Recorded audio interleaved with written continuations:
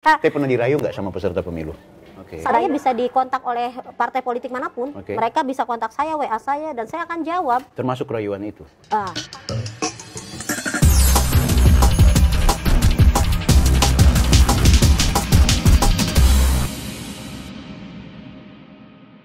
Offside Bang Bil, kali ini saya bersama Teh Loli. Beliau adalah anggota Bawaslu RI Republik Indonesia.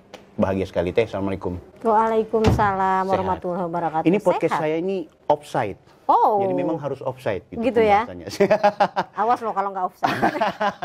Teh, sebenarnya mau cari tahu lebih panjang lebar. Anda ngapain jadi anggota Bawaslu? Maksudnya kenapa orientasinya jadi penyelenggara pemilu? Itu refleksinya panjang. Panjang. Nggak hanya ketika ada pembukaan Bawaslu terus saya daftar. Okay. Tapi karena memang dari dulu saya senang dalam pemberdayaan masyarakat. Banyak hal yang kemudian jadi PR. Sebagai mahasiswa idealis kan? Betul. Nah, saat waktu mahasiswa saya lakukan pendampingan terhadap petani, saya lakukan pendampingan terhadap nelayan. Nah, saat itu saya mikir, kok perempuan nggak dapat perhatian ya? Ya sudah deh, yang ngomong non perempuan sudah sangat banyak. Maka saya ambil spesifikasi itu. Begitu masuk di organisasi kemasyarakatan, susah kita memperjuangkan. Apa yang menjadi agenda kan?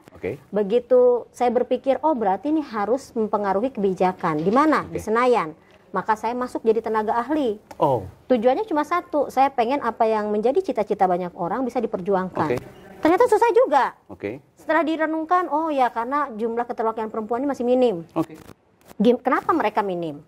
Hasil ngobrol-ngobrol, analisis dengan para banyak ibu-ibu itu, ternyata perempuan seringkali gagal ketika mereka berkompetisi karena informasi yang mereka peroleh sedikit. Terus mereka nggak punya peningkatan kapasitas. Lalu saya mikir, berarti pintunya penyelenggara pemilu. Penyelenggara pemilu harus bisa memberikan informasi yang banyak terhadap teman-teman perempuan. Tapi terbatas penyelenggara pemilu, Teh. Betul. Kenapa nggak langsung jadi peserta pemilunya? Hati belum ke situ. Jadi kan hati ya. Kita melakukan sesuatu itu kalau saya prinsipnya harus pakai hati. Supaya apa yang kita lakukan tuh bisa kita nikmati dan bermanfaat untuk orang banyak. Kenapa Bawaslu? Karena Bawaslu itu dalam Undang-Undang 7 2017 ternyata kewenangannya luar biasa. Tadinya saya mau KPU loh. Oh gitu. Tadinya saya ada mau hasrat KPU. di kamar yang satu gitu. Begitu Undang-Undang 7 lahir, baca kaget saya. Luar biasa kewenangannya. Punya kewenangan adjudikasi untuk penanganan administrasi. Keputusannya wajib dijalankan oleh KPU. Wah luar biasa nih. Nggak lagi sapi ompong, nggak lagi macan ompong. Tapi sesuatu yang bisa dilakukan konkret itu ada. Tapi pengalaman 2019 Bawaslu juga banyak dapat informasi atau semacam tekanan dari publik loh. Misalnya ketidakpercayaan terhadap pengawas yang tidak punya taji misalnya di lapangan. Teteh melihatnya seperti apa itu? Itu wajar. Kenapa? Karena yang diawasi Bawaslu ini adalah kompetisi politik di mana semua orang punya kepentingan. Sehingga ketika orang kemudian memberi perhatian, itu justru bagus. Bayangkan kalau pemilu kita sepi dari perhatian publik. Wah, udahlah. Berarti orang tidak lagi punya keseriusan memilih pemimpin. Tapi kalau sekarang kan semua orang saling mengawasi, saling jaga. Nah, Bawaslu hadir untuk memastikan mengawasinya proporsional karena ada aturan yang harus kita pegang. Menindaknya juga nggak boleh sembarangan karena ada aturan yang kita pegang. Jadi Bawaslu menurut saya hari ini di dalam kewenangan Undang-Undang 7 ya yang diberikan Undang-Undang 7 itu sudah luar biasa meskipun masih ada banyak bolongnya itu pasti. Makanya kita pasti akan revisi Undang-Undang 7 kalau nanti dalam perjalanannya itu dimungkinkan. Untuk 2024 strateginya gimana Bawaslu RI bahkan mungkin secara kolektif sampai dengan nasional? Apa yang paling konkret sehingga masyarakat menganggap penting ada Bawaslu? Pertama, kalau orang ngomong pemilu sering disebut pesta rakyat kan, pesta demokrasi, ya kan? Tapi prakteknya dalam pemilu-pemilu kita sebelumnya orang masih sering berselisih paham, masih marah-marah, masih saling berantem, bahkan pada tataran keluarga loh terjadi loh berantem itu. Saya mikir mestinya kalau pesta semua orang tuh seneng dong. Masa ada pesta yang kemudian orang datang manyun kan enggak banget ya. Jadi saya cuma berpikir gimana caranya supaya demokrasi kita ini menyenangkan untuk semua orang. Salah satunya sekarang nih yang berbeda ya. Bawaslu kemudian menganggap partai politik misalnya bukan sebagai orang yang harus diawasi dan berjarak dengan Bawaslu. Diawasinya iya, tapi tidak perlu berjarak karena mereka itu harus kita libatkan. Partai politik itu punya tanggung jawab loh untuk melakukan pendidikan politik, ya kan? Maka mereka harus ada di garda terdepan memastikan cara berpolitik mereka itu ramah, cara berpolitik mereka itu tidak merusak, cara berpolitik mereka itu sesuai dengan aturan. Jadi partai politik kami gandeng sekarang. Nah kalau kemarin kan kesannya dia ada jarak. Ini kita deketin. Justru sebagus-bagusnya proses ini supaya jadi pesta semua, ya semuanya harus satu dan semua dilakukan secara dong. gembira. Iya, gitu. termasuk sipil loh. Gagasan ini itu bagaimana beradaptasi dengan 4 laki-laki komisioner di Bawaslu RI? Anda cuma perempuan sendiri. Iya, kalau disebut mudah ya nggak juga. Oke.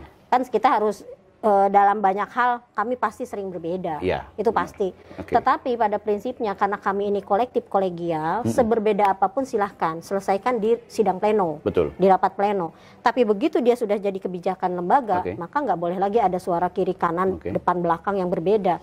Semua harus satu. Teteh nggak merasa menjadi minoritas sebagai perempuan sendiri? Merasa dong, merasa. Terus dalam gimana tingkat percaya dirinya sehingga bisa beradaptasi dengan 4 orang itu? Saya selalu berpikir kalau mereka bisa, kenapa saya nggak bisa sih? Keren. Gitu. Kalau mereka bisa, saya juga harusnya bisa.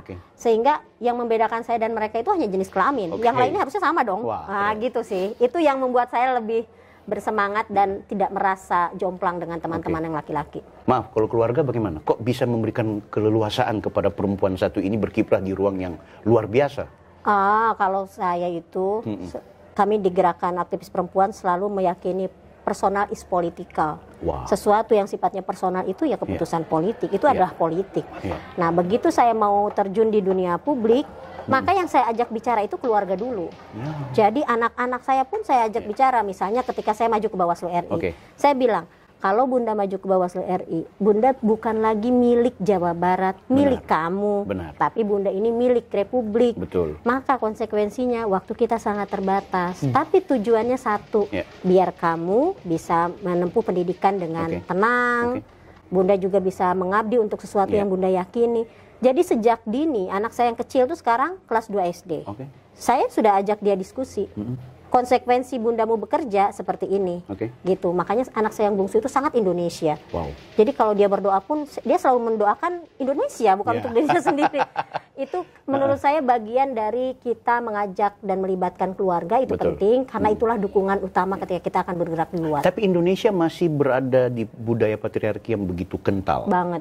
Perempuan selalu, mohon maaf, di nomor 2. Yes, masih begitu. Bagaimana cara Anda beradaptasi dengan ruang publik yang membaca seperti itu? Sementara Anda ini, keluarga aman. Makanya itu alasan kenapa saya mau hadir dalam podcast ini. Saya pernah dirayu nggak sama peserta pemilu? Rayuan apa nih? Ya, rayuan yang... Berbagai macam rayuan.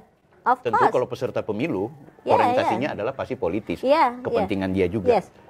Tentu aja. Tapi saya selalu di awal saya pasti akan menyampaikan soal prinsip saya.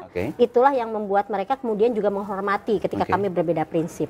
Jadi sejak awal mereka tahu, oh Loli ini seperti ini sikapnya, seperti ini nilai yang dia anut. Ketika mereka mau merayu untuk sesuatu yang membelokkan, mereka jadi mikir sendiri. Sehingga hubungan kami itu ya, saya dengan peserta pemilu, hubungannya saling menghormati. Saya bisa dikontak oleh partai politik manapun, mereka bisa kontak saya, WA saya, dan saya akan jawab. Termasuk rayuan itu?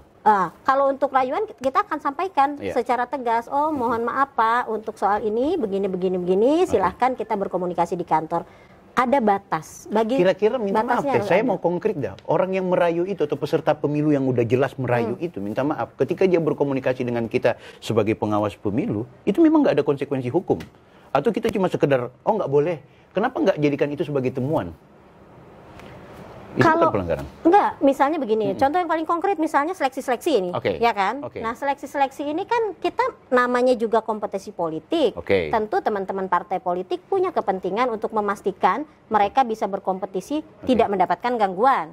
Misalnya lalu mereka bilang, boleh nggak saya nitip kader saya, A, B, C, D. Maka saya akan bilang, kadernya bagus apa enggak, bermasalah atau tidak, orang partai atau bukan. Kalau orang partai, mohon maaf Pak, saya nggak akan bisa perjuangkan. Tapi kalau ini orang yang punya komitmen baik untuk mengawasi, kapasitasnya dia integritasnya dia dan tidak cacat secara syarat syarat dan prasyarat, maka kenapa tidak? Saya bilang begitu, sehingga mereka juga langsung mikir, oh ternyata Loli kayak gitu. Akhirnya semuanya fine-fine aja. Itu contoh contoh misalnya dalam proses seleksi yang sangat keras ini, saya akan di awal saya menyatakan secara prinsip, silahkan semua orang terbuka untuk menjadi orang untuk ikut seleksi, dan kami akan melihat berdasarkan kapasitasnya, integritasnya. Itu saya sampaikan. Saya sih nggak pernah bilang siap-siap tapi di belakangnya nggak siap, nggak mau juga saya kayak gitu, nggak boleh PHP orang loh. Pasca dari penyelenggara pemilu ada niatan untuk jadi peserta? Sejauh ini belum. Sejauh ini diberikan belum. Ruang?